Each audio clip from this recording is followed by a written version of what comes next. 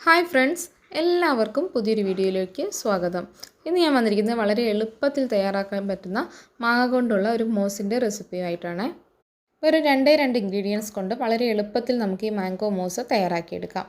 നമുക്ക് പെട്ടെന്ന് തന്നെ റെസിപ്പിയിലോട്ട് പോവാം. ഞാനിത് തയ്യാറാക്കുന്നതിനായി രണ്ട് നല്ല പഴുത്ത മാങ്ങയാണ് എടുത്തിട്ടുള്ളത്. ഇത് തൊലി കളഞ്ഞ് ചെറുതായിട്ടൊന്ന് കട്ട് ചെയ്തെടുക്കാം. ഞാൻ എല്ലാ മാങ്ങയും തൊലി കളഞ്ഞ് ചെറിയ ചെറിയ കഷ്ണങ്ങളായിട്ട് മുറിച്ചെടുത്തിട്ടുണ്ട്. നമുക്കിനി ഇതൊരു മിക്സിയുടെ ജാറിലോട്ടിട്ട് നല്ല ഫൈനായിട്ട് അരച്ചെടുക്കാം. ഞാൻ ഈ എല്ലാ മാങ്ങയും മിക്സിയുടെ ജാറിലോട്ട് മാറ്റുന്നുണ്ട്.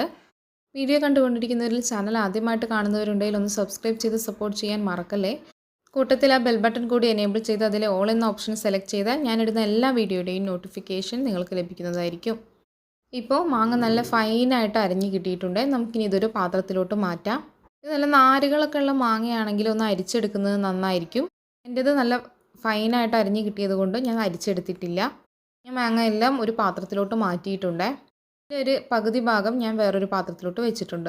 ഇനി ഇതിലോട്ട് മധുരത്തിനായി 1 ടീസ്പൂൺ മിൽക്ക് മെയ്ഡ് ചേർത്തിട്ടുണ്ട്.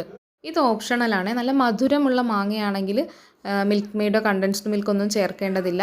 ഈ മിൽക്ക് മെയ്ഡ് ഇല്ലെങ്കിൽ നമുക്ക് പഞ്ചസാരയും ചേർക്കാവുന്നതാണ്. മിൽക്ക് മെയ്ഡ് ചേർത്ത് കഴിഞ്ഞാൽ കൂടുതൽ ടേസ്റ്റാണ്. നല്ല മധുരമുള്ള മാങ്ങയാണെങ്കിൽ വെറും രണ്ട് ഇൻഗ്രീഡിയൻ്റ് കൊണ്ട് തയ്യാറാക്കി എടുക്കാവുന്നതേ ഉള്ളൂ. പഞ്ചസാരയോ മിൽക്ക് മെയ്ഡോ ഒന്നും ചേർക്കാതെ തന്നെ. ഇപ്പോൾ മിൽക്ക് മെയ്ഡ് ഇതിലോട്ട് നന്നായി മിക്സായിട്ട് കിട്ടിയിട്ടുണ്ട്. ഇനി നമുക്കിതിലോട്ട് ചേർക്കേണ്ടത് ഐസ്ക്രീമാണ്. ഞാൻ ഇതിലോട്ട് മിൽമയുടെ വാനില ഫ്ലേവറിലുള്ള ഐസ്ക്രീമാണ് ചേർക്കുന്നത്.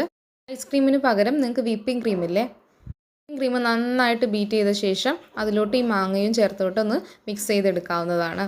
വിപ്പിംഗ് ക്രീം ചേർത്ത് തയ്യാറാക്കി എടുക്കുന്നതിനേക്കാളും കൂടുതൽ ടേസ്റ്റും എളുപ്പവും ഇങ്ങനെ ഐസ്ക്രീം ചേർത്ത് റെഡിയാക്കുന്നതാണ്. ഞാനൊരു ഏകദേശം 3 ടേബിൾ സ്പൂണോളം ഐസ്ക്രീം ഇതിലോട്ട് ചേർത്ത് കൊടുത്തിട്ടുണ്ട്. ഇനി നന്നായിട്ടൊന്ന് മിക്സ് ചെയ്തെടുക്കാം. ഇപ്പോൾ നല്ല രീതിയിൽ മിക്സാക്കി എടുത്തിട്ടുണ്ട്. ഇനി ഇത് സെറ്റ് ചെയ്തെടുക്കേണ്ട പണിയേ ഉള്ളൂ. ഇത് സെറ്റ് ചെയ്തെടുക്കുന്നതിനായി ചെറിയ ഗ്ലാസ്സോ ഭംഗിയുള്ള ബൗളൊക്കെ എടുക്കാവുന്നതാണ്. ഞാനിവിടെ ചെറിയൊരു ഗ്ലാസ്സാണ് എടുത്തിട്ടുള്ളത്. ഇതിലോട്ട് നമ്മൾ ചേർത്ത ഐസ്ക്രീം മിക്സും ഈ മാങ്ങയുടെ പൾപ്പും ലെയറായിട്ട് അടുക്കി വെച്ച് കൊടുക്കാം. ആദ്യത്തെ ലെയറായിട്ട് ഞാൻ പ്യുവർ മാംഗോയുടെ പൾപ്പാണ് ചേർത്ത് കൊടുക്കുന്നത്. ഇതൊരു ലെയറായിട്ട് ചെക്ക് ചെയ്ത ശേഷം ഇതിന് മുകളിലായിട്ട് നമ്മൾ ഐസ്ക്രീമും മാങ്ങയും കൂടി മിക്സ് ചെയ്ത് വെച്ചതില്ലേ, അതും കൂടി ചേർത്ത് കൊടുക്കാം. മാങ്ങയുടെ പൾപ്പ് ഒരു തിൻ ലെയറായിട്ടും ഈ ഐസ്ക്രീം മിക്സ് തിക്ക് ലെയറായിട്ടും വേണം ചേർത്ത് കൊടുക്കാൻ.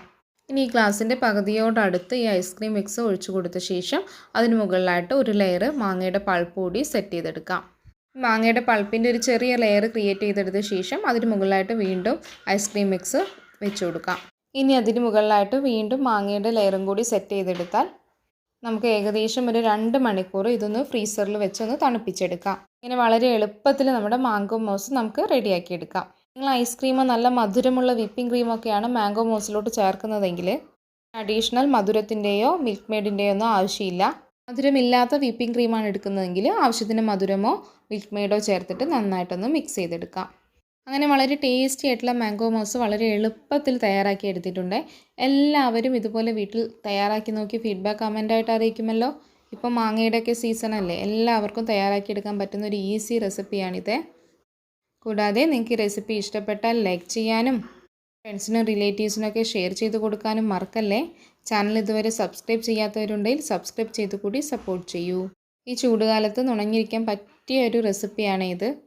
കൂടാതെ വീട്ടിൽ വിരുന്നുകാരൊക്കെ വരുമ്പോൾ വളരെ പെട്ടെന്ന് ഇത് റെഡിയാക്കി എടുക്കാനും പറ്റും. ഇനി വീണ്ടും പുതിയൊരു അടിപൊളി റെസിപ്പിയുമായി കാണാം. താങ്ക്